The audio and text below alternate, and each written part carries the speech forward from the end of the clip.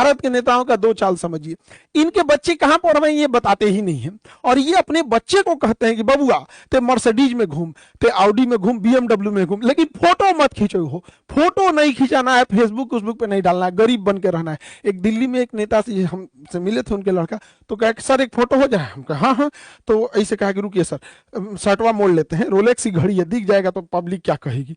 ये भारत के नेताओं का है। और दूसरा, इनके बाल बच्चे तो ऐसे हैं, ट्रेनिंग दिया गया है, और इसे जुड़े कुर्ता पहन लेते हैं सब। अब कुर्ता में बुझेबे नहीं करता, कुर्ता 1 लाख का है कि 5,000 का है, कुर्ता तो नॉर्मल दिखता है, तो इनका कुर्ता स्ट्रेटेजी है।